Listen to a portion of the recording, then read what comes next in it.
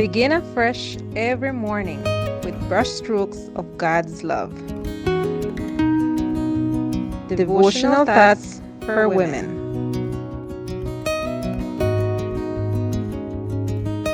Good morning. Greetings in the name of the Lord.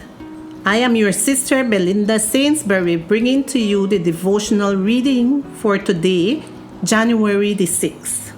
It's entitled, What's the Purpose of Suffering? Our memory text is from Hebrews chapter 12 and verse 2. Looking unto Jesus, the author and finisher of our faith, who for the joy that was set before him endured the cross, despising the shame, and has sat down at the right hand of the throne of God. Enduring difficulties, losing to win, sacrificing desires, or facing unexpected situations such as illness or death are some of the things to which we are exposed, and which undoubtedly bring with them a high dose of suffering. Many people doubt God's character based on the argument that a loving God would not allow human suffering. However, in His master plan on our behalf, suffering, which is the result of disobedience, can be what propels us to reach perfection in Christ Jesus. In reality, suffering is inevitable, but what matters is our attitude when we face suffering and the circumstances that generate it. Every mature Christian woman recognizes that accepting God's plan for our lives and moving to carry it out quite often entails suffering.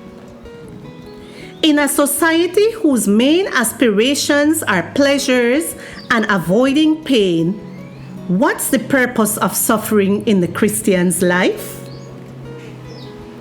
What does suffering provide that no other circumstance can? Its first contribution is the fact that it opens our eyes to our need of God. Suffering puts us in a position of vulnerability, which leads us to seek the support and sustenance in Christ, recognizing that by ourselves we are helpless. Although it may seem like a paradox, meaningful suffering can become a source of joy, because in the end, we see that it leads to a spiritual maturity that would not have been possible without said pain. It's in the midst of adversity that we realize our limitations and begin to have compassion towards those who suffer. To fulfill God's plan for your life, take advantage of God's gifts and put them to work, even if that may entail a dose of suffering. This year will bring challenges for you that will push you to make decisions and to act, and you may have to suffer as well.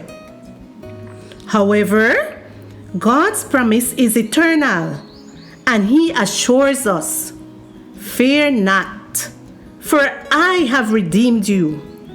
I have called you by your name. You are mine." Isaiah 43:1. Live today with the certainty that God cares and propel yourself toward what is ahead with the attitude of a woman who has put her life in the care of the Eternal One. Looking unto Jesus, the author and finisher of our faith, who for the joy that has been set before us endured the cross, despising the shame, and has sat down at the right hand of the throne of God. Hebrews 12, 2.